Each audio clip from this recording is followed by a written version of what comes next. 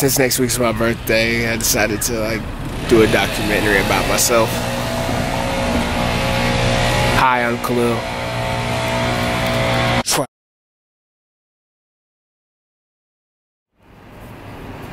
Come on in so I can go back and do work.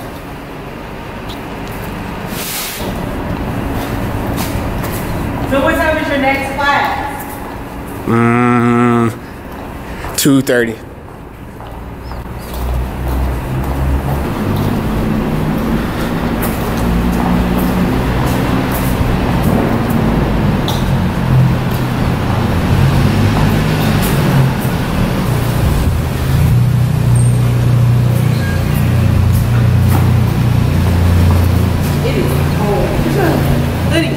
Are you recording me?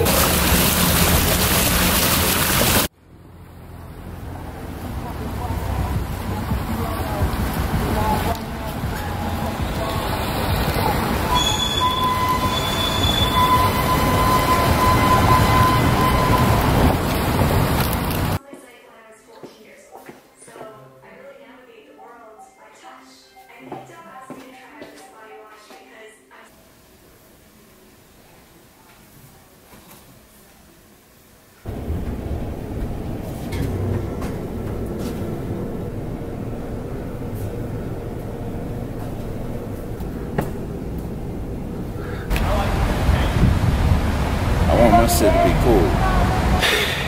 I don't care about all the other shit. I want my shit to be cool.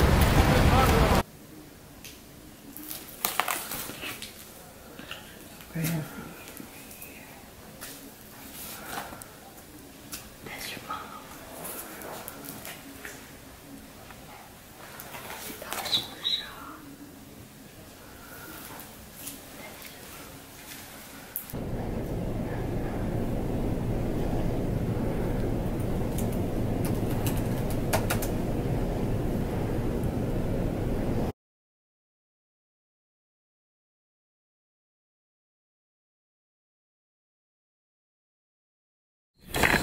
Oh, could you scoot over a little bit? Yeah, a little bit over, a little more. A little more. Oh, you can't hit that, okay. Why did you put it there? Scoot up. Scoot up.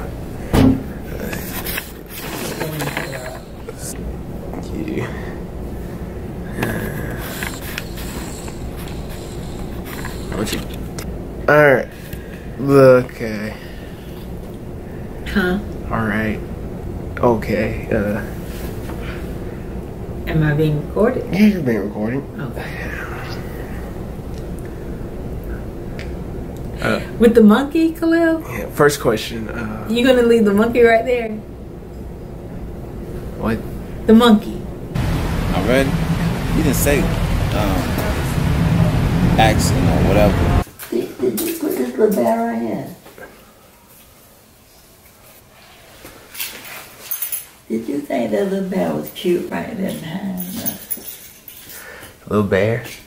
Did you put him right there? I don't even know who little bear he is. Did you bring him with you? Yeah, it's my little bear.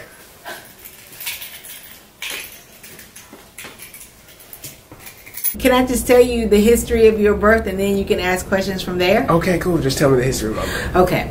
So I'm speaking on the time before my son, my seed, Khalil. I'm here. You can say I'm here. I know you here, but I'm just saying.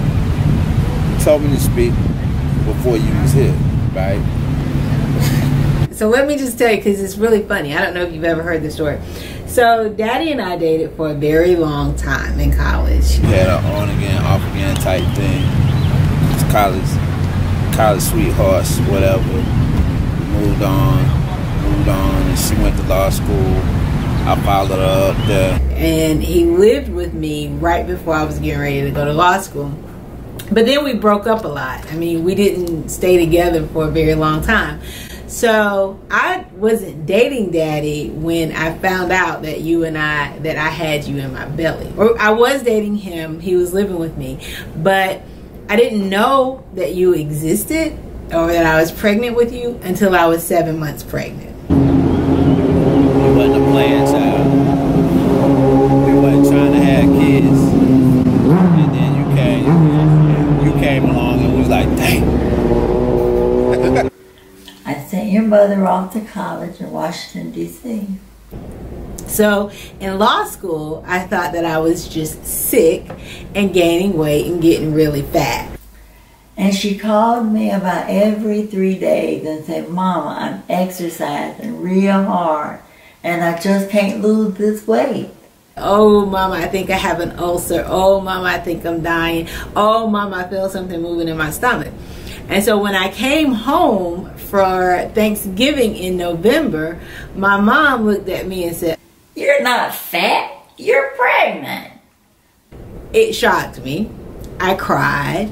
And I cried and I said, no, I can't be pregnant. No, I can't be pregnant.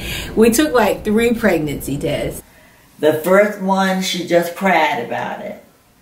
The second one, she fell on the floor and rolled around on the floor about it. And the third one, she just was kind of shocked. And at that time, your daddy and I were not dating. We broke it up. And so I called him and I said, I think I'm pregnant. And he said, by who? So I was like, nigga, by you. Well, she was like, she was pregnant. And I was like, you know, like I said, our relationship was like a on again, off again thing. So I didn't know, you know, what was the deal. She was like, you the dad or whatever. So, you know, I know how we kicked it or whatever. So I assumed the responsibility. We took her to the doctor about 3 weeks later. And we found out there was a little boy, and we could see him in her belly, sucking his thumb and playing with his feet. And he was a big kid. You could tell he was already going to be a big kid. So quite naturally, I didn't know what to do. I didn't know if I should tell people. I didn't know if I should drop out. So I pretty much, you know, kept it to myself. Aunt Lot came and lived with me for a while because, again, Daddy and I had broken up. Aunt Lot came to D.C. and she lived with me, you know, while I got my stuff together. She helped me out, kept me calm so I wouldn't jump off a bridge or anything. And then my friend Latrice was there, and, of course, Aunt Audria. And I told Aunt Tanya. I didn't tell anybody at law school because I didn't want them to know. So she went back to college and came back in February, and we went to the hospital. Your mother had difficult labor, and your head was so big that you just would not deliver the right way. Didn't have you naturally because your head was too big. It wouldn't come out. When you came out, yo, your head was like, it was crazy deformed. We thought, we didn't know what was up. And when you came out, your head was like a cone-shaped head. So your daddy was so mad at me because he was like, oh my God, you should have not tried to push him. He's going to he's gonna be retarded because basically your head was like a cone. I thought you might be special or something, but I guess you was alright. You special in your own way. But you were so precious, and you were so pretty, and you looked exactly like your mama. Finally, and your daddy, man, was he a proud daddy. He grabbed his son as soon as he could, and he gave you your name, Khalil. Originally, I wanted to name you Ali Sadat. They was, Stephanie was like, nah. I was like, yo, Ali Sadat is a dope name. She didn't like it. And Khalil was my other one. You know, I was like Khalil, Amar. My name's Amari. So Amar being, you know, the middle name or whatever, that was like a reflection of me. And that's what you are. So you like part 2. You know, just a upgraded version.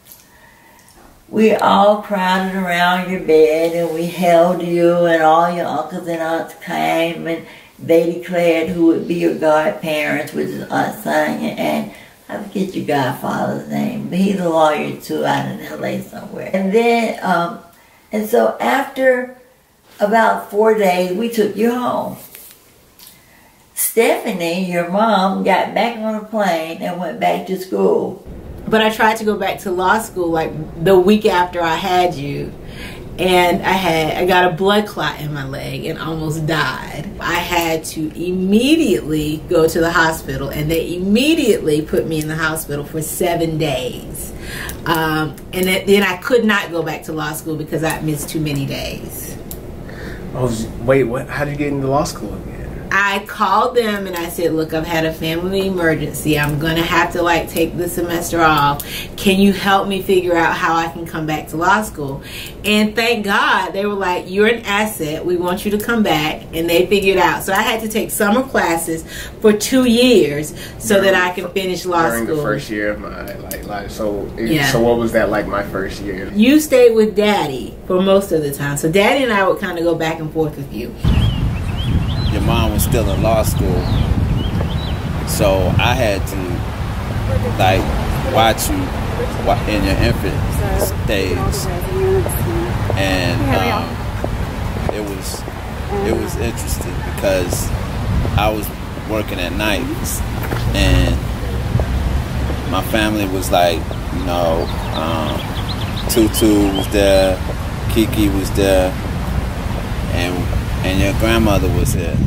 So what happened was Daddy worked third shift at BMW. So he would keep you during the day, and then he would bring you to Grandma and Papa at night. I went to work in the evening. I would drop you off by my mom's house until Papa got off from work. Papa adored you. And if you ask him now, he will say that's his baby. I tried to come home as often as possible, but Daddy kept you. He was a great dad.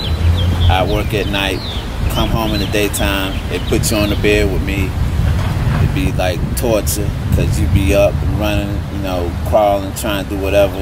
And I came to pick you up from him one day, and you didn't even recognize me. Like, you looked at me like I was a stranger. And then you kind of remembered who I was, and you were like all excited and stuff. So for the summer, she was there with you, and she wouldn't even let us hold you if you were crying.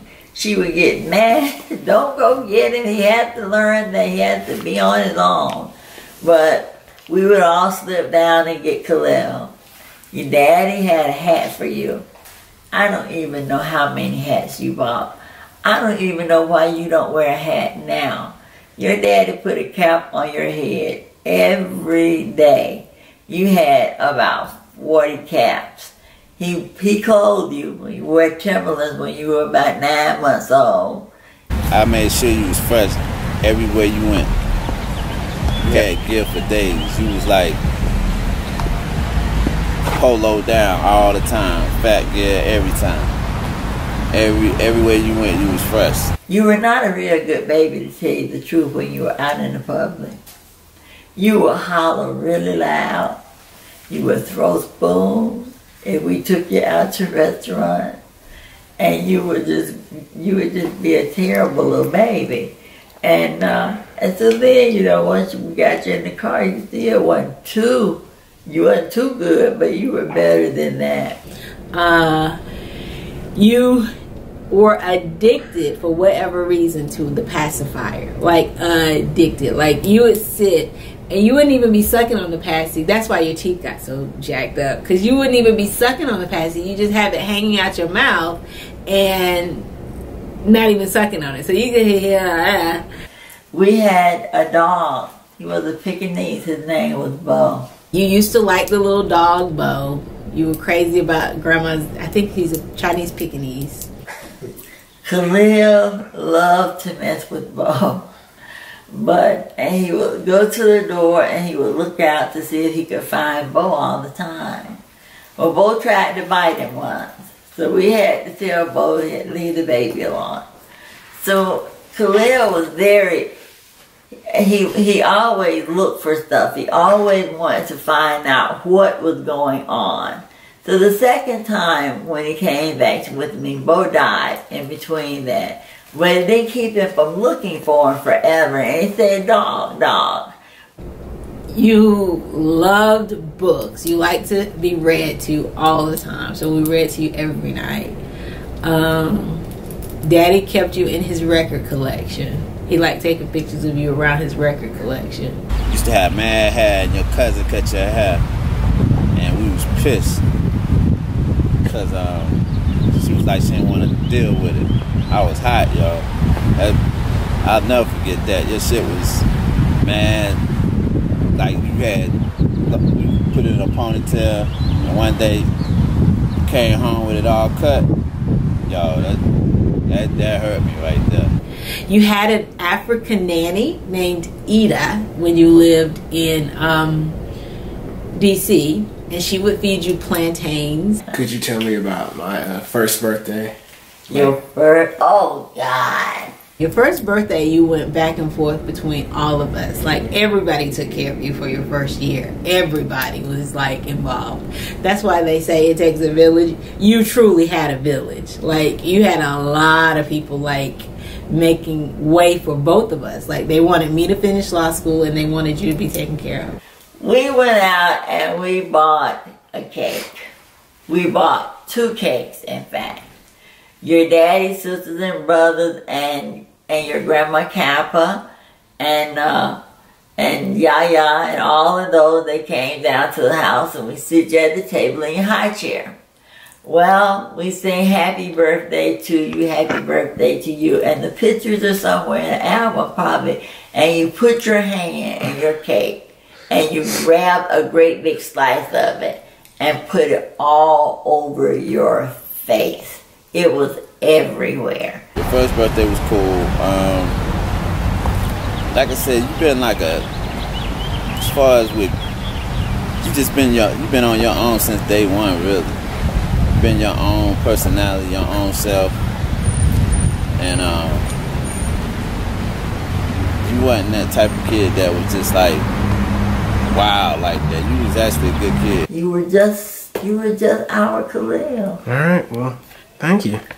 Well, you're welcome. I think that's enough. All right, let's see. Good? Yeah. All right. Peace.